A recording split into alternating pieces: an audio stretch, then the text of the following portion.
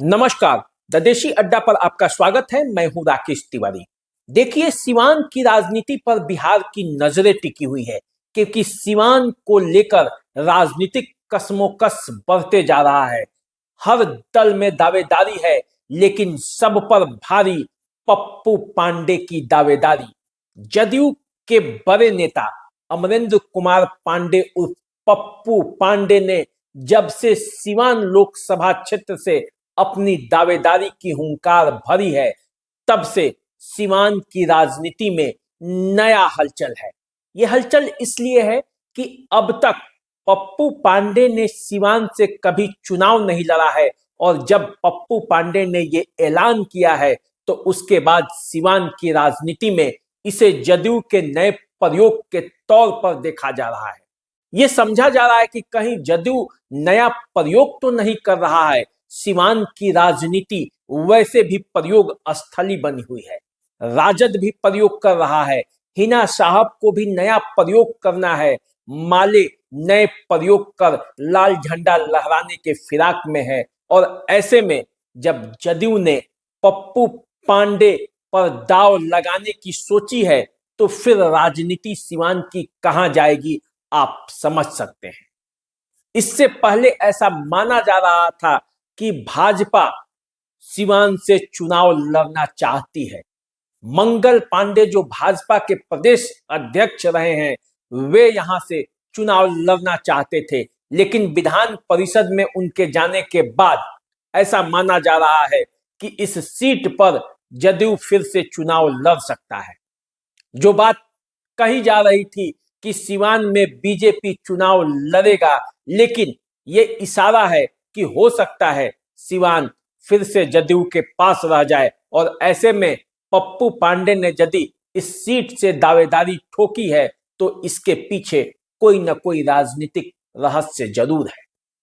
क्योंकि पप्पू पांडे वैसे गंभीर नेता माने जाते हैं। धनबल, जनबल और बाहुबल तीनों में उनकी कोई सानी नहीं है। पप्पू पांडे के यदि राजनीतिक इतिहास पर आप नजर डालेंगे, तो सिवान जिले के बगल में गोपालगंज जिला लालू प्रसाद यादव का गृह जिला, और हमेशा लालू यादव परिवार से लोहा लेते रहे हैं। उनका परिवार सतीश पांडे के भाई हैं। अब तक 5 विधानसभा की चुनाव लड़े हैं और 5 में विजयी रहे हैं। अपने राजनीतिक कैरियर की शुरुआत जब अमरेंद्र कुमार उर्फ पप्पू पांडे ने की थी, तो गोपालगंज जिला परिषद के अध्यक्ष बने थे। अभी ऐसा माना जा रहा है कि मुकेश पांडे, जिस कुचाय कोट से अमरेंद्र पांडे उर्फ पप्पू पांडे विधायक हैं, वहां से इस बार विधायक बनने के रणनीति पर काम कर रहे हैं। और इसलिए अमरेंद्र पांडे अब अपनी राजनीति को आगे बढ़ाकर सिवान लोकसभा क्षेत्र से पहली बार एमपी बनना चाहते हैं। और एमपी बनना है तो इसलिए वे सिवान लोकसभा क्षेत्र पर दावेदारी कर रहे हैं। और उनके दावेदारी के पीछे की रणनीति क्या है, ये आज मैं आपको बताऊंगा कि सिवान जिले का राजनीतिक और भौगोलिक और मतदाता के हिसाब से सिवान जिला पप्पू पांडे के लिए कितना बेहतर है, कैसा है, क्या सोचकर पप्पू पांडे ने सिवान से दावेदारी की है।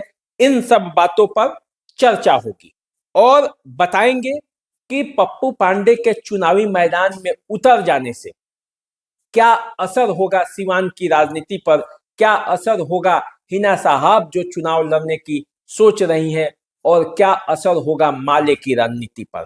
तो अब आइए बारी बारी से बात करते हैं। देखिए, सिवान लोकसभा क्षेत्र में अब तक जितने चुनाव हुए हैं लोकसभा क्षेत्र में, उसमें लगभग 9 बार मुस्लिम सांसद यहां से रहे हैं। 1 बार अब्दुल गफूर, 4 बार मोहम्मद यूसुफ, 4 बार मोहम्मद शहाबुद्दीन। इसके अलावे बिशन पटेल यहां से लोकसभा के सदस्य रह चुके हैं। 2 बार ओम प्रकाश यादव यहां से लोकसभा के सदस्य रह चुके हैं। 1 बार कविता सिंह यहां से रह चुकी हैं। अभी वो फिलहाल जदयू की सांसद हैं, निवर्तमान सांसद हैं। और सिवान लोकसभा क्षेत्र के पहले सांसद झूलन सिन्हा थे।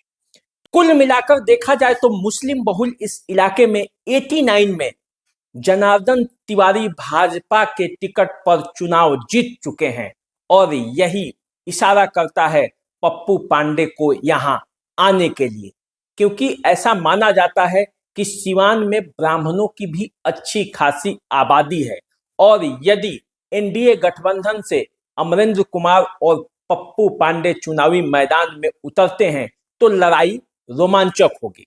वैसे भी 2009 के बाद यह सीट या तो एनडीए के पाले में है या एनडीए के शुभचिंतकों ने यहां पे जीत का झंडा लहराया है। 2009 में ओम प्रकाश यादव निर्दलीय चुनाव लड़े थे शहाबुद्दीन की पत्नी हिना साहब के खिलाफ, लेकिन ओम प्रकाश यादव जिस तरह से यहां से चुनाव जीते वे जानते हैं लोग कि उनके पीछे भाजपा और जदयू के सभी कार्यकर्ता खड़े थे। अब इसके बाद बारी आती है 2014 की। 2014 में एनडीए यहां से चुनाव जीता है, भाजपा के ओम प्रकाश यादव चुनाव जीते। फिर 2019 में यह सीट जदयू के खाते में चला गया और कविता सिंह जदयू के प्रत्याशी के तौर पर यहां से चुनाव जीत चुके हैं। अब यही माना जा रहा है कि फिलहाल जो स्थितियां हैं वो एनडीए के पक्ष में है, क्योंकि हिना साहब खुद बगावत कर चुकी हैं राजद से और वो खुद निर्दलीय चुनाव लड़ने के ऐलान कर चुकी हैं। माना जा रहा है कि यहां से राजद माले को टिकट देने वाला है और ऐसी स्थिति में जब एनडीए के तरफ से पप्पू पांडे चुनावी मैदान में कूद जाएंगे तो स्थिति रोमांचक होगी। लेकिन रास्ते इतने आसान नहीं है।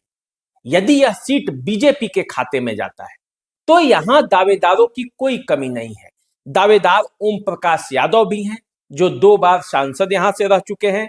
दावेदार मनोज सिंह भी हैं जो विधान पार्षद रह चुके हैं।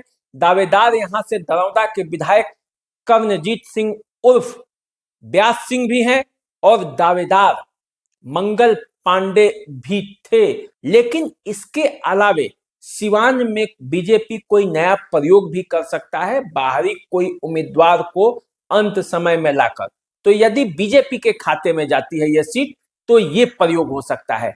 जदयू में भी दावेदारों की कमी नहीं है। पहला दावेदार तो जो निवर्तमान सांसद हैं कविता सिंह वही हैं।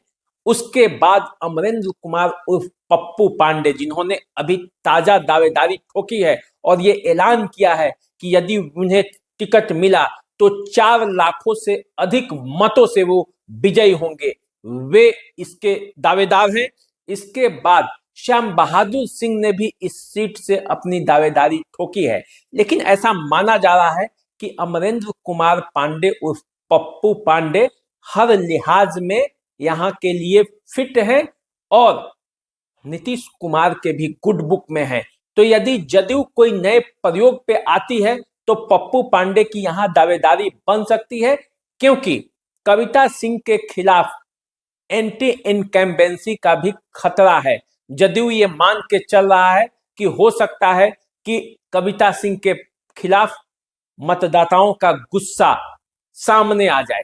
इसलिए ऐसा भी माना जा रहा है कि यदि जदयू को सिवान के बजाय यदि महाराजगंज का सीट मिलता है तो कविता सिंह महाराजगंज से भी प्रत्याशी हो सकती हैं। तो इसलिए अभी कंफ्यूजन बरकरार है। सिवान लोकसभा क्षेत्र के अंतर्गत 6 विधानसभा क्षेत्र आते हैं: दरौदा, रघुनाथपुर, सिवान, जीरादेई, बरहरिया और दरौली।